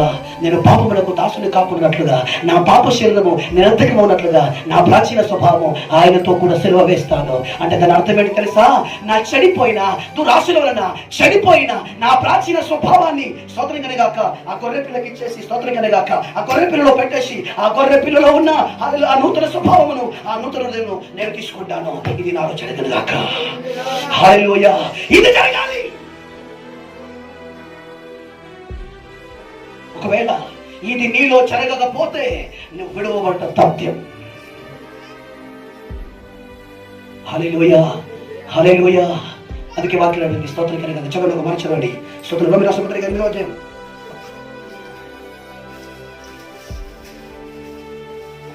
రోమీ రాసిన పత్రిక 8వ అధ్యాయం 9వ వచనం చదవండి. దేవుని ఆత్మ మీలో నివసించిన యెడల మీరు ఆత్మ స్వభావము ఏ స్వభావము? ఆత్మ శరీర స్వభావం గలవారు కాదు, ఆత్మ స్వభావం గలవారే. శరీర స్వభావం గలవారు కాదు. చాలు స్తోత్రకరిగాక. హల్లెలూయా. వాక్యం ఇక్కడ ఏం చెప్తుంది? మీరు ఎవరైతే దేవుని ఆత్మ చేత నడిపింపబడుతున్నారో వారే స్వభావం గలవారు. ఆత్మ స్వభావం కలిగిన వారు కానీ శరీర స్వభావం కలిగిన వారు కాదు. ఎందుకంటే శరీరము దాని ఇచ్చిన దాని దురాశలతో కూడా దాని స్వభావంతో కూడా సెలవు వేసి ఉన్నారు. హల్లెలూయా. ఇంకా చదవండి స్తోత్రకరిగాక. రోమీ రాసిన పత్రిక 11:24 చదవండి. రోమా 11:24. ఎట్లనగా నీవు స్వాభావికమైన అడవి ఒలివ చెట్టు. చాలా జాగ్రత్తగా మనం ఎవరంటాము? మన స్వభావము, మన స్వభావకు సిద్ధకమైన మన స్వభావం ఏంటి? అడవి ఒలివ చెట్టు. మనం ఎక్కడున్నాము? అరణ్యములో, లోకమనే అడవిలో అడవి ఒలివ చెట్టు అంట. స్తోత్రకరిగాక. జరగాలి ఇక్కడ నాకు చూడండి. హల్లెలూయా. ఒకప్పుడు మనం అందరం ఎవరు? అడవి ఒలివ చెట్టు. అంటే నేను ఎవరు ప్రేమించలే. ఈ అడవి ఒలివ చెట్టు అనగా స్తోత్రకరిగాక అన్యజనులకు సాదృశ్యంగా ఉంది. అనగా మనం అందరం ఒకప్పుడు అడవి ఒలివ చెట్టు వంటి వారమే. స్తోత్రం. చేదు ఫలాలు ఫలించే వారం, మరణాన్ని కలిగిన వారము, మరణమును వహించుకుని తిరుగుతున్న వారము, నిత్య నరకమనే అగ్నిగుండానికి మనం పాత్రులము. కానీ అడవి ఒలివ చెట్టు అయిన నిన్ను నరికి నరికి నరికి తనతో అంటుకట్టబెట్టాడు. హల్లెలూయా సంఘం అనే తోటలో క్రీస్తుతో నేను అంటగడుతున్నాడు. కారణం ఏంటి తెలుసా? హల్లెలూయా. అడవి ఒలివ చెట్టు నుండి ఏం చేశాడు? ఇప్పుడు ఇది ఉంది, ఇప్పుడు ఇది బ్రతుకుతుంది అంటే సోదరంగా భూమి అనేది దీని నుంచి వచ్చిన వేర్లు కాండం ద్వారా ఇది బ్రతుకుతుంది. ఇప్పుడు దీన్ని ఏం చేశాడు? ఇక్కడికి నరికి దీన్ని తీసుకుపోయి మంచి ఒలీవ చెట్టు అయిన నిజమైన ద్రాక్షలైన యేసుతో క్రీస్తుతో నేను సిలువలో అంటగడుతున్నాడు. హల్లెలూయా. అనగా అర్థం ఏంటి? ఇప్పుడు మనం చెప్పిన ఆపరేషన్ అంటే అర్థం ఏంటి? అంటగట్టబడ్డ. హల్లెలూయా. అనగా స్తోత్రం కనుక నేను క్రీస్తు తను చేస్తాను. క్రీస్తును ఇప్పుడు అంటగట్టడం మీకు తెలుసా? అంటగట్టడం మీకు తెలుసా? ముందేం చేస్తాను తెలుసా? హల్లెలూయా. అడవి చెట్టు నిన్ను తీసుకొచ్చి దాని ముందు దాన్ని నరుకుతాడు. నరికి పక్కకు పెట్టి నిజమైన ద్రాక్ష దగ్గరికి వచ్చి దాన్ని ముందు చెక్కుతాడు. ఇటు అటు అటు చెక్కి సగం తీస్తాడు, దాని కండ సగం తీసి దీన్ని అక్కడ పెట్టి దానితో పూడుస్తాడు. హల్లెలూయా. హల్లెలూయా. ఇప్పటి వరకు వచ్చిన సారము ద్వారా స్వభావ సిద్ధకమైన అడవి నుండి వచ్చిన సారం ద్వారా ఇప్పుడు ఈ చెట్టు బతికింది. కానీ ఇప్పుడు వస్తున్న సారము అడవి ఒలివ చెట్టుది కాదు, మంచి ఒలివ చెట్టు అయిన క్రీస్తులో వస్తుంది. హల్లెలూయా. ఇప్పుడు టేస్ట్ మారిపోయింది, స్వభావం మారిపోయింది. హల్లెలూయా. అయితే ఇప్పుడు మనం స్వభావ సిద్ధకంగా అడిగి లాంటి వారము, మన స్వభావ సిద్ధకంగా మనం పంది స్వభావం కలిగిన వారము. కానీ పంది స్వభావం కలిగిన మనల్ని ఇప్పుడు దేవుడు ఏం చేస్తున్నాడు? సిలువలో ఐక్యపరుస్తున్నాడు. హల్లెలూయా. ఏంటి ఐక్యత అనగా మనలో ఉన్న రాత్రి గుండెను తీసివేసి మనలో ఉన్న చెడిపోయిన స్వభావాన్ని తీసివేసి ఇప్పుడు ఆ చెడిపోయిన స్వభావాన్ని, ఆ చెడిపోయిన గుండెనేమో యేసు శరీరంలో పెట్టేశాడు. యేసు శరీరంలో ఉన్న అనిర్దోషమైన, నిష్కలంకమైన, అపవిత్రమైన హృదయాన్ని దేవుడు మనలో అమరుస్తున్నాడు. హల్లెలూయా. ప్రాచీన స్వభావమును విడిచిపెట్టి తర్వాత పునర్జన్మ సంబంధమైన స్నానం చేసి ఇప్పుడు నవీన క్రీస్తు అనుగ్రహించిన నవీన స్వభావాన్ని ధరించుకున్న ద్వారా నేను రక్షింపబడుతున్నాను. ఇప్పుడు మాలిన్యం తొలగిపోయింది, పవిత్రపరచబడ్డాను. ఇప్పుడు నేను తిరిగి పాపమునకు దాసురాన్ని కాను. నాలో స్వభావము క్రీస్తుకు దాసులుగా మారుస్తుంది, నీతికి దాసులుగా మారుస్తుంది, నీతి కొరకు సిద్ధపరుస్తుంది. హల్లెలూయా.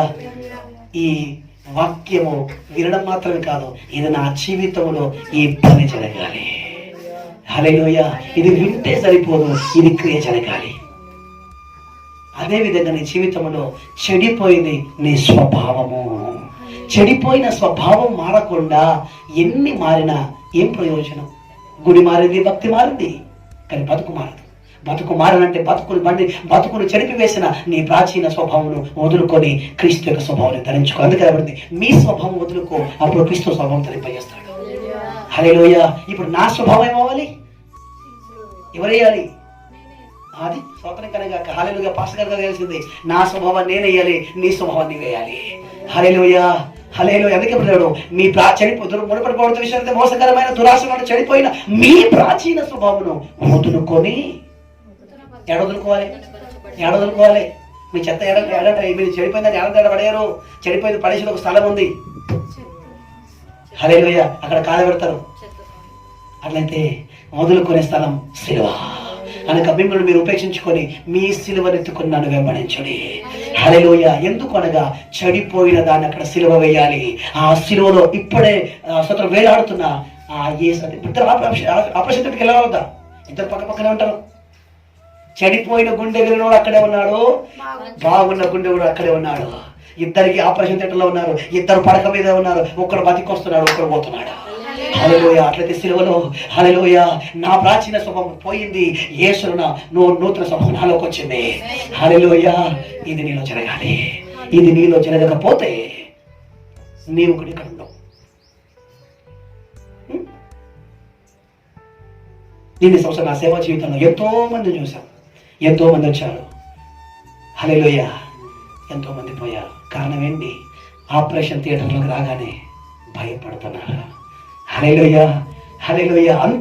ఇంత కఠినమైన బోధ స్తోత్రం. ఎందుకంటే ముందు ప్రేమించాడు, ఇప్పుడు ప్రేమించట్లేదండి. ఇంకా నీ మీద ప్రేమ ఎక్కువైపోయింది. కారణం ఏంటి? ఇలాగే నీ ఉంటే నువ్వు చెడిపోతావు, నరకమే కంచులో వెళ్ళిపోతావు. ప్రేమిస్తున్నాడు నీ కోసం ఆపరేషన్ థియేటర్ సిద్ధపరిచావు. హల్లెలూయా. బలిపీఠం మీద పెట్టడానికి తీసేది అందుకే వాక్యది ప్రేమ అనే తాటు చేత నేను బంధించి బలిపీఠం దగ్గర తీసుకురావాలి. హల్లెలూయా. అనేక ప్రేమ అనే తాడు నేను కట్టి బలిపీఠం దగ్గర తీసుకొచ్చిన తర్వాత బలిపీఠం మీద ఏముంది? అగ్ని నిత్యము మండుతూనే ఉండాలి. హల్లెలూయా. హల్లెలూయా. ఈ అగ్ని అనే బలిపీఠం మీద నిన్ను పండబెట్టి స్తోత్రకనగాక అనగా సిలువ స్తోత్రకనగాక యేసుతో పాటు నువ్వు సిలువ వేయబడినప్పుడు నీలో ఒక ఆపరేషన్ జరగాలి. పరిశుద్ధాత్మ దేవుడు నీలో ఈ ఆపరేషన్ చేస్తాడు. ఆత్మ ఏం చేస్తున్నాడు? నీలో నవీన స్వభావము కలిగ చేయుట ద్వారా నేను రక్షిస్తున్నాడు. ఇదే రక్షణ. రక్షణ సంపూర్తి అవుతుంది. హల్లెలూయా. హల్లెలూయా. ఇది రక్షణ. ఒకవేళ ఇక్కడ దాకా వస్తున్నావు, ఎక్కడ దాకా? ప్రేమ అనే తాడు చేత వాక్యం బాగుంది, దశం బాగా అడగట్లేదు, కనుక అడగట్లేదు, పాస్టర్ గారు ఎంతో మమ్మల్ని ప్రేమిస్తున్నాడు, చాలా బాగున్నాడు, మాతో ఉంటున్నాడు, మంచిది, ఇవన్నీ చూసి వస్తున్నాడు. ఇట్లానే ఉంటారేమో అనుకున్నాడు పాస్టర్ గారు, ఇలానే ఉంటారేమో అనుకుంటున్నారు. కొన్ని రోజుల తర్వాత బలిపీఠం కనబడుతుంది. బలిపీఠం కనబడుతుంది. ఈ బలిపీఠం ఎందుకో తెలుసా? హల్లెలూయా. నీలో ఉన్న ప్రాచీన స్వభావం చంపడానికే. హల్లెలూయా. ఎప్పుడైతే నీలో ఉన్న ప్రాచీన స్వభావాన్ని నేను పరిశుద్ధాత్మ దేవుడు వాక్యం ద్వారా కొంచెం నేను టచ్ చేయడం ప్రారంభించాడో నీ లోపల దాగిన మోసలి బయటికి వస్తుంది.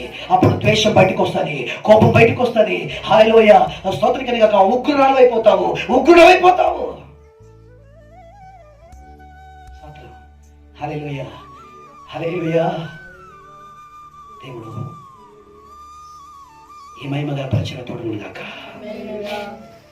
హల్లెలూయా. హల్లెలూయా. గుంపును పోగొచ్చడానికి రాలేదండి. స్తోత్రం కనగాక ఈ ఆపరేషన్ చేసి నేను ప్రొఫెసర్ నిలబెట్టాలి. హల్లెలూయా. ఇక్కడ వరకు బాగుంది.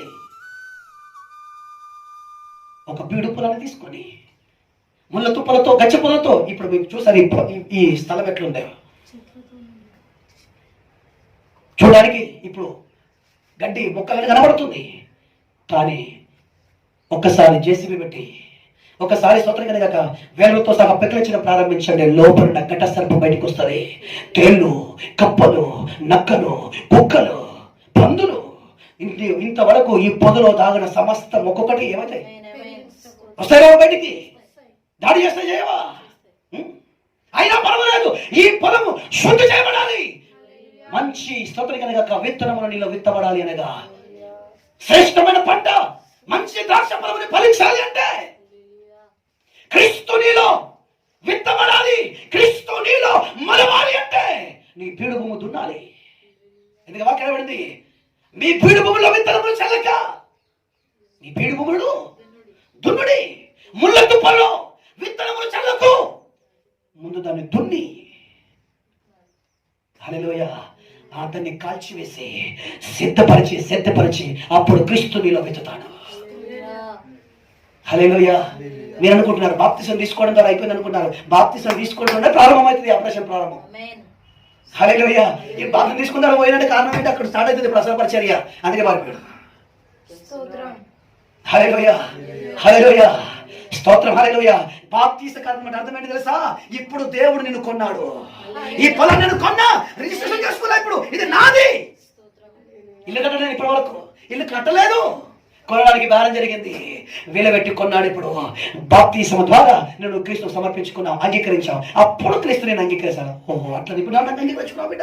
ఇప్పుడు నా సొత్తు కదా నువ్వు. ఇక నేను నీ కోసం మరణించాలనుకుంటున్నావు కదా, నా కోసం జీవించాలనుకుంటున్నావు కదా. అయితే ఇప్పుడు పని ప్రారంభిస్తా. అప్పుడు తన వాక్యం అనే నాగలి నీ హృదయంలో పెట్టడం ప్రారంభిస్తాడు. హల్లెలూయా. పరిశుద్ధాత్మ దేవుడు దేవుని యొక్క సేవకుల ద్వారా కొంచెం లోతైన ఉపదేశం బోధించడం ప్రారంభిస్తాడు. మానవ ప్రేమ తగ్గిపోతుంది. దైవిక ప్రత్యక్షత అప్పుడు బయలుపరచబడుతుంది. హల్లెలూయా. హల్లెలూయా. అప్పుడు మీరు పాస్టర్ గారు చూస్తారు, ఇదేంటి ఇట్లా లేడండి. హల్లెలూయా. మారిపోయింది. హల్లెలూయా. నిజంగా దేవుడిని ప్రేమిస్తున్నాడు కనుక ఇప్పుడు ఏం చేస్తున్నాడు? కొంచెం లోతుగా తవ్వుతున్నాడు. లోపల స్వార్థం, గర్వం, అహంకారం, తిరుగుబాటు, అవిధేయత బయటకు వచ్చింది. హల్లెలూయా. హల్లెలూయా. అది గాయాల పలు నీకు మాత్రమే కాదు అనగా ఇంతవరకు నీలో ఉండి నేను మోసం చేస్తుంది. స్తోత్రం కనగాక ఆ శక్తి నా మీద మా స్తోత్రం కనగాక విరోధంగా నిలబడతాయి. స్వయము, స్వార్థము, స్వనీతి. కానీ వాక్యం రాయబడింది అక్కడ స్పష్టంగా ఏమని రాయబడింది తెలుసా? మనము నీ నీతిని అనుసరించి చేసిన క్రియలు కాదు. మనం ఏమనుకుంటాం? నేను బాప్తిసం తీసుకున్నాను కదా, పైన పొట్టు వదిలిపెట్టిన కదా, పైన కానుకలు వదిలిపెట్టిన కదా, పైన కొన్ని వదిలిపెట్టిన కదా. మన నీతి ఏంటి ఇప్పుడు? మన నీతి అంటే ఇక్కడ అర్థం ఏంటి? బాప్తిసం తీసుకోక ముందు ఒకప్పుడు కులములు ఇవన్నున్నావు, ఇప్పుడు నీ నీతి అంటే నీవేమనుకుంటున్నావు? నువ్వు ఒకప్పుడు నామకర్త సంఘాన్ని విడిచిపెట్టినా, విగ్రహాలను విడిచిపెట్టినా, ఇవన్నీ విడిచిపెట్టి సంఘంలోకి వచ్చి బాప్తిసం తీసుకున్నా కదా, ఇది నా నీతి అనుకుంటున్నాడు. అప్పుడు దేవుడు అన్నాడు, నీ నీతి కాదు, ఇప్పుడు నా నీతి చూడు. హల్లెలూయా. నీ నీతి కాదు, ఇప్పుడు నా నీతి నీలో బయలుపరచబడాలి. హల్లెలూయా, హల్లెలూయా. ఇప్పుడు ఏం చేయాలి? పునర్జన్మ సంబంధమైన స్తోత్రం కనుక. హల్లెలూయా, స్తోత్రం. ఇప్పుడు కొంటె కుదరదు. ఇప్పుడు మళ్ళీ గడ్డి మొలుతూ ఉంటుంది లేదా? ఇప్పుడు వీళ్ళు సిద్ధపరిచారు, అంతకుముందు మళ్ళీ వచ్చిందా లేదా? ఇది 3వసారి దున్నడం. ఎందుకు? విత్తనాలు విత్తారా? చెడిపోయిన దాన్ని విత్తనాల్సిన అవసరం లేదు. హల్లెలూయా, హల్లెలూయా. నీ నీతి కాదు, నీ నీతి కాదు, ఇప్పుడు నా నీతి కలిసి జరగాలి. ఏంటి నా నీతి? నీ ప్రాచీన తీసివేయాలి. నీ లోపలున్న ఈ ముళ్ళ తుప్పలు, గచ్చపలు, ఈ కంటి కనబడ భూమి లోపల లోతులున్నాయి. ఇవి ఎక్కడున్నాయి? వీటి బీజం ఎక్కడుంది? ఉట్టిగా ముళ్ళ చెట్టు ఉట్టిగా వస్తుందా? లోపల విత్తనం ఉంటే వస్తుందా? ఏ చెట్టు అయినా లోపల విత్తనం, విత్తనం కనబడుతుందా? చెట్టు కనబడుతుందా నీకు? ఇప్పుడు చెట్టు తీసేసినంత మాత్రాన లోపల విత్తనం ఉందా లేదా? ఇప్పుడు దేవుని వాక్యం ఏం చేస్తుంది? చెట్లు నరకడం కాదు, లోపల ఉన్న విత్తనం పెగిలించాలి. హల్లెలూయా, హల్లెలూయా. ఇప్పుడు ఏ పరిచయం గొప్పది? గొడ్డలు తీసుకొని కొమ్మలు నరుకుదామా? కాండం నరుకుదామా? లోపల ఉన్న వేర్లతో పెగిలిద్దామా? హల్లెలూయా, హల్లెలూయా. అప్పుడు దేవుని యొక్క వాక్యము నీ ప్రాణమును, ఆత్మను, శరీరమును, కీళ్లను, నరములను, మూలుగులను విభజించు మట్టుకు దూరుతుంటే ఎట్లుంటది? అప్పుడు ఏముంటది? అప్పుడు ఆయన అప్పుడే బాగుండే. హల్లెలూయా, హల్లెలూయా. స్తోత్రం కనగాక. తిడతావా? తింటావా? పూజిస్తావా? దూషించావా? స్తోత్రం. దేవుడు కూడా తిడతాడు, నన్ను కూడా తిడతాడు, అదే తిడతాడు. హల్లెలూయా. కానీ మొత్తానికి దేవుని యొక్క కృప మీద బయలుపరచబడుతుంది. ఇవన్నీ భరించుకుంటేనే సక్సెస్ అయ్యి ఆపరేషన్ థియేటర్ బయటికి వస్తాం, లేకపోతే అక్కడ నుండి అటే వస్తాం. హల్లెలూయా. ఇప్పుడు నీవు ఆ పరిస్థితిలో ఉన్నావు. ఎట్లా బయటకు వస్తావో నీ చేతిలో ఉంది. దేవుడైతే నీ కొరకు సిద్ధంగా ఉన్నాడు. పరిశుద్ధాత్మ దేవుడు సిద్ధంగా ఉన్నాడు. ఇప్పుడు నీ చేతిలో ఉంది. క్రైస్తవ జీవితం ఏదో పిల్లల ఆట అనుకొని సిల్లిగా తీసుకొని ఆటలాడుతున్నావు కదా. ఇక్కడ నుండి ఒక తీర్మానం తీసుకుంటావా? ఈ పరిణామాలు జరుగును కాక, ఈ పరిణామాలు జరుగును కాక. నడుతాడు వచ్చండి. పరిశుద్ధాత్మ దేవుడికి నేను అప్పగిస్తున్నాను. నా నీతి కాదు, దేవుడి యొక్క నీతి నెరవేర్చబడిన కాక. హల్లెలూయా, హల్లెలూయా, హల్లెలూయా, హల్లెలూయా, హల్లెలూయా, హల్లెలూయా, హల్లెలూయా, హల్లెలూయా, హల్లెలూయా, హల్లెలూయా, హల్లెలూయా, హల్లెలూయా, హల్లెలూయా, హల్లెలూయా, హల్లెలూయా, హల్లెలూయా, హల్లెలూయా. ఓ స్తోత్రం, స్తోత్రం. దేవుడి యొక్క పరిశుద్ధాత్మ ఈ దేవుడిలో మీలో బయలుపరచబడింది గాక. హల్లెలూయా, హల్లెలూయా. అందుకే పౌరుడు ప్రతి మనుషుని క్రీస్తునందు సంపూర్ణంగా చేసి ఆయన నిలబెట్టుకుందుకు నేను ప్రసవ వేదన పడుచున్నాను. హల్లెలూయా, హల్లెలూయా. అదే హల్లెలూయా, స్తోత్రం. ఈరోజు ప్రార్థన చేస్తావా? ఈరోజు ప్రార్థన చేస్తావా? హల్లెలూయా, హల్లెలూయా, హల్లెలూయా, హల్లెలూయా, హల్లెలూయా. పరిశుద్ధ దేవాన్ని పరిశుద్ధ నామానికి మహిమ కలుగుగాక. తండ్రి సకల ఆశీర్వాదంలో కారణబోతున్న మా యేసయ్య నీ పాదాలకు వందనాలు, స్తోత్రం చెల్లిస్తున్నాం తండ్రి. తండ్రి నీకు స్తోత్రం. ఈ పునరుత్థాన దేవామందు దేవానికి స్తోత్రం తండ్రి ప్రభువా. తండ్రి నీకు స్తోత్రం. ఈ విధంగా దేవాన్ని పాద సన్నిధికి చేరి నిన్ను స్తుతించే బాధ్యత మీరు మాకు ఇచ్చినందుకే నీకు వందనాలు చెల్లిస్తున్నాం ప్రభువా.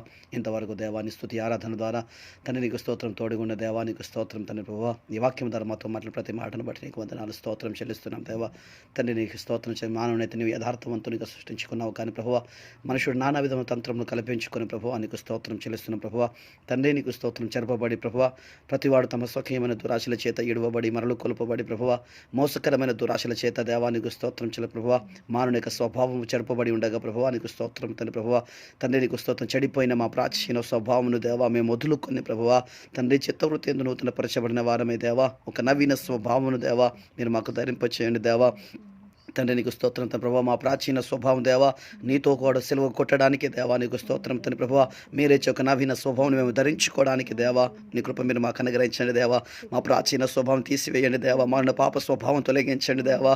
తండ్రి నీకు స్తోత్రం. మాలో ఉన్న దేవా పంది స్వభావం తొలగించి పాప స్వభావం తీసివేసి ఒక దేవా ఒక గొర్రె పిల్ల నీ స్వభావం మీరు మాకు ధరింపచేయండి దేవా. ఒక నవీన స్వభావం మీరు మాకు ధరింపచేయండి దేవా. నీకు స్తోత్రం చెల్లిస్తున్న ప్రభువా. దేవా నీకు స్తోత్రం. నూతన హృదయం, నూతన స్వభావమును దేవా తండ్రి నీకు స్తోత్రం స్తోత్రం. నూతన బలమును, నూతన శక్తిని దేవా మీరు మాకు అనుగ్రహించమని దేవా నీకు స్తోత్రం చెల్లిస్తున్న ప్రభావ. విన్న వాక్యం మాకు జీవితాల్లో 30దంతలుగా 60దంతలుగా 100ంతలుగా నీరు కట్టి ఫలింప చేయమని దేవా తన నీకు స్తోత్రం చెల్లిస్తున్న ప్రభావ. విన్న ప్రతి ఒక్క హృదయాన్ని మీరు దర్శించండి. విన్న వాక్యానికి సారంగా మా జీవితాలు సమర్పించుకొని దేవా నీకు స్తోత్రం తన ప్రభావ.